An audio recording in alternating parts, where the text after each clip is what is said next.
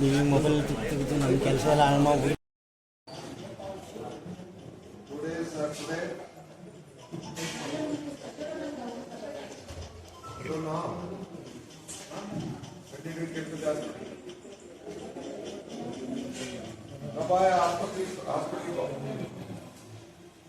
Hospital को कौन लेके आया आप लोग?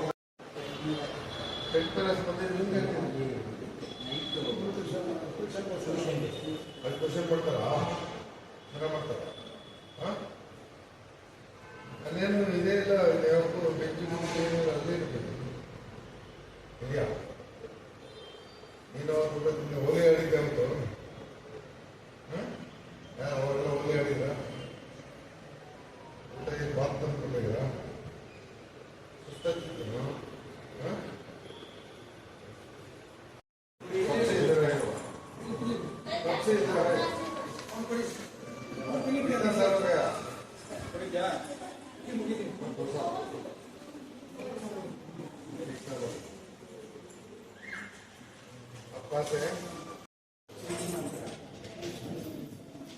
Hello.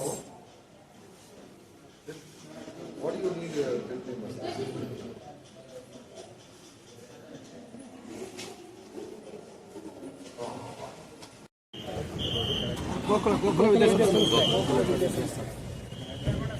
ಒಂದು ಖಾಸಗಿ ಶಿಕ್ಷಣ ಸಂಸ್ಥೆ, ಗೋಕುಲ್ ವಿದ್ಯಾಸಂಸ್ಥೆ ಅಂತ ನಾಗೇಪುರದಲ್ಲಿ ಶಾಲೆಯಲ್ಲಿ ಹೋಳಿ ಹಬ್ಬದ ದಿನ ಏನು ಅವ್ರಿಗೆ ಸರಬರಾಜು ಮಾಡಿದಂಥ ಊಟದಲ್ಲಿ ವ್ಯತ್ಯಾಸ ಆಗಿ ಮಕ್ಕಳಿಗೆ ಒಂದು ಫುಡ್ ಪಾಯ್ಸನ್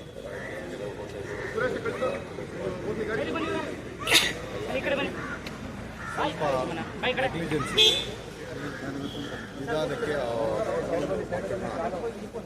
ಆಸ್ಪತ್ರೆಗೆ ಬಂದ್ಬಿಟ್ಟು ಮತ್ತು ಅವ್ರ ಬಗ್ಗೆ ತಡ ಆದ್ದರಿಂದ ಒಂದು ಕೆಟ್ಟದ್ದು ಆದರೆ ಈಗಾಗಲೇ ಆ ಒಂದು ಶಾಲೆ ನಾನೇ ನೋಡಿಲ್ಲ. ಒಂದು ನಿಮಿಷ ಸುದ್ದಿಗೋಷ್ಠಿ ನನಗೆ ಅದ್ರ ಬಗ್ಗೆ ಮಾಹಿತಿನೇ ಇದೆ. ಇವತ್ತೇ ಅಲ್ಲೊಂದು ಈ ಥರ ಶಾಲೆ ಇದೆ, ಅಲ್ಲಿ ಏನೇ ತಪ್ಪುಗಳಿದ್ರು ಅದ್ರ ಮೇಲೆ ಒಂದು ಇಲಾಖೆ ಮತ್ತು ಸರ್ಕಾರ ಜವಾಬ್ದಾರಿ ತೀರ್ಮಾನ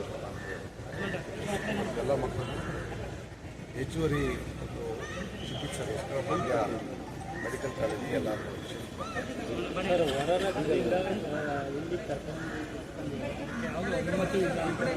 ಸರ್ ಸಾಲ ಬಗ್ಗೆ ಏನಾಗ್ತಲ್ಲ, ಇದ್ರ ಬಗ್ಗೆ ನನಗೆ ಒಂದು ಮಾಹಿತಿ ಇಲ್ಲ. ಸರ್ ಸಂಸ್ಥೆ ಬಗ್ಗೆ ಏನಾದ್ರು ಕ್ರಮಕ್ಕೆ ಶಾಲೆ ಸಂಸ್ಥೆ ಬಗ್ಗೆ ಸರ್ ಅಂತ ಹೇಳಿದ್ನಲ್ಲ, ಸರ್ಕಾರ ಮತ್ತು ಇಲಾಖೆ ಪೂರ್ವವಾದಂಥ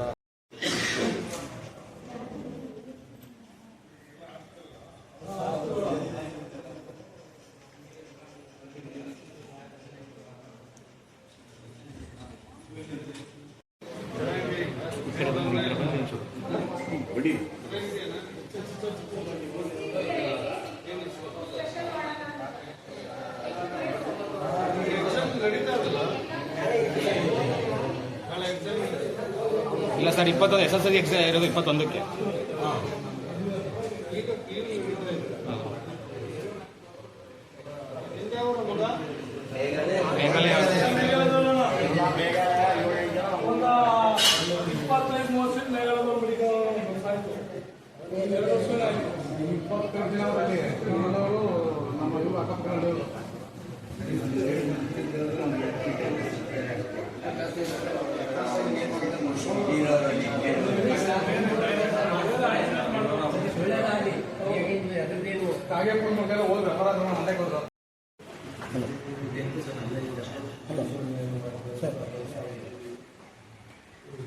ಬಂದು ಗೌರ್ಮೆಂಟ್ ಹಾಸ್ಪಿಟಲ್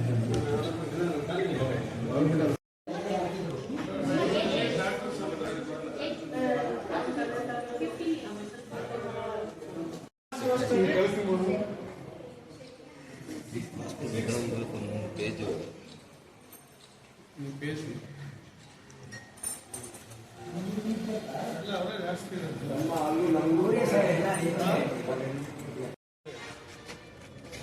ನಡೀತಿರ್ತಕ್ಕಂಥದ್ದು ಅಲ್ಲಿ ಹಲವಾರು ವಿದ್ಯಾರ್ಥಿಗಳು ವಿದ್ಯಾರ್ಥಿ ನಿಲಯದಲ್ಲಿ ವಾಸ ಮಾಡ್ತಾ ಇರ್ತಕ್ಕಂಥದ್ದು.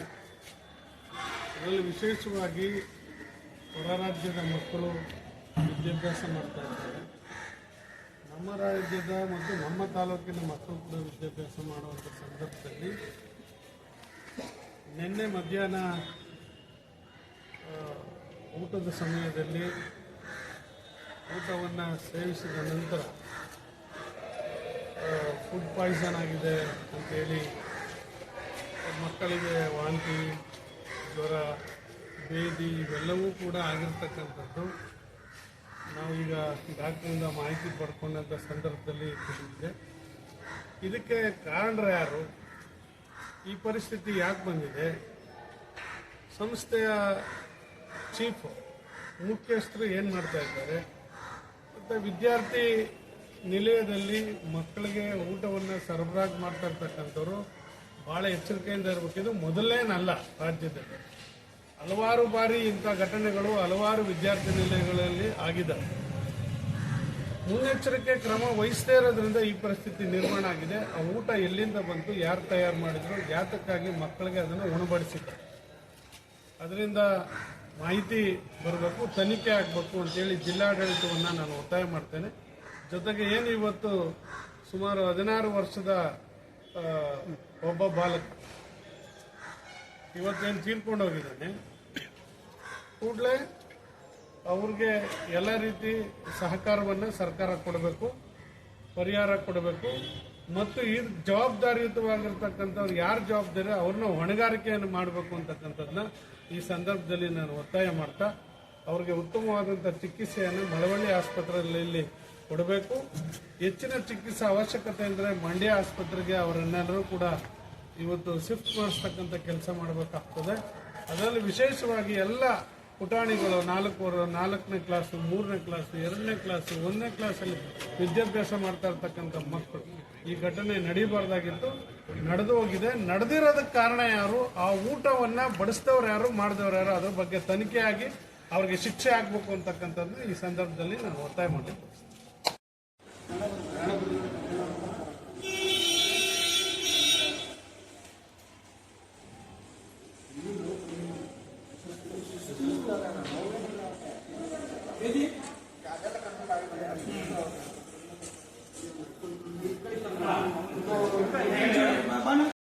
ಹತ್ತನೇ ಕ್ಲಾಸ್ ನಡೀತಾನೆ ಇಲ್ಲ ಅಂದರೆ 1ರಿಂದ 8ರವರೆಗೆ ಓದಿರಬಹುದು, ಆಮೇಲೆ ಟ್ಯೂಷನ್ಗೆ ಬಂದಿರ್ತಾನೆ ಅನ್ಸುತ್ತೆ. ಅವನು 10ನೇ ಕ್ಲಾಸ್ ಎಲ್ಲಿ ಓದಿದ್ದಾನೆ ಅನ್ನೋದು ಅವನ ಜೊತೆಗೆ ಮಾತಾಡಿದಾಗಲೇ ಗೊತ್ತಾಗೋದು ನಮಗೆ. ಸರ್ಕಾರಿ ಸೌಮ್ಯದಲ್ಲಿ ಅದು ಶಾಲೆ ನಡೀತಾ ಇದೆ ಇವತ್ತು. ಸರ್ಕಾರಿ ಶಾಲೆ ಅಲ್ಲ ಅದು, ಇದ್ರದ್ದು ಖಾಸಗಿ ಶಾಲೆ. ಆದರೆ ಅನುಮತಿ ತಗೊಂಡಿದ್ದಾರೆ, ಅನುಮತಿ ತಗೊಂಡೇ ನಡೀತಾ ಇರ್ತಕ್ಕಂಥ ಶಾಲೆ ಅದು. ಆದರೆ ಬೋರ್ಡಿಂಗಿಗೆ ಅನುಮತಿ ಇಲ್ಲ, ಅಲ್ಲಿ ವಾಸ್ತವ್ಯ ಮಕ್ಕಳನ್ನ ಇರಿಸ್ಕೊಳ್ಳೋದಕ್ಕೆ ಅನುಮತಿ ಇಲ್ಲ. ಅದನ್ನು ಅವ್ರು ಇರಿಸ್ಕೊಂಡಿರೋ ತಪ್ಪು, ಅವ್ರ ವಿರುದ್ಧ ಕ್ರಮ ತಗೊಳ್ತಾ ಇದ್ದೀವಿ.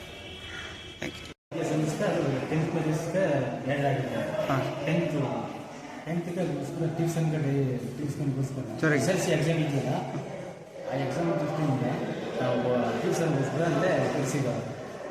ಮೊನ್ನೆ ಏನಪ್ಪ ಬಾತೇನ ಕೊಟ್ಟು ಬಾತ್ ಕೊಟ್ಟಾದ್ಮೇಲೆ ಹೊಟ್ಟೆ ಮುಗಿತ ಬೇಡಿ ಎಲ್ಲ ಆಗಿ ನೆನ್ನೆ ಜ್ವರ ಮೊಮೆಂಟು ಶಾಲೆಯಲ್ಲಿ ಊಟ ಕೊಟ್ಟದ್ಮೇಲೆ ತೊಂದರೆ ಆಗಿದೆ ಅಂತ ನಿಮ್ಮ ಅಭಿಪ್ರಾಯ? ಯಾವಾಗ ಆಗಿದ್ದು? ನೆನ್ನೆಯಿಂದ ಮೊನ್ನೆ ಊಟ ಕೊಟ್ಟಿದ್ದೀವಿ ಸರ್. ಮೊನ್ನೆ ನೈಟಿಂದ ಸ್ಟಾರ್ಟ್ ಆಗಿದೆ. ಈಗ ಹೇಗಿದೆ ನಮ್ಮ ಮಗು ಹೇಳಿದ್ದಾರೆ? ಪರವಾಗಿಲ್ಲ. ಈಗ ಶಾಲಾ ಮುಖ್ಯೋಪಾಧ್ಯಾಯರಿಗೆಲ್ಲ ಗೊತ್ತಾಯ್ತಾ ಇದು ಪ್ರಾಬ್ಲಮ್ ಆಗಿದೆ, ಏನು ಫುಡ್ ಇನ್ಸ್ಪೆಕ್ಷನ್ ಆಗಿದೆ ಇದು ಮಾಡಿದ್ರು ಸರ್. ಹೇಳಿ. ಹಾಂ, ಅವರೇ ಆಸ್ಪತ್ರೆ ಸೇರಿಸಿದ್ರು. ಹಾಂ, ಯಾರು? ಸರ್ ಯಾವ ಸ್ಕೂಲು? ಗೋಕುಲ ವಿದ್ಯಾಸಂಸ್ಥೆ. ಓಕೆ.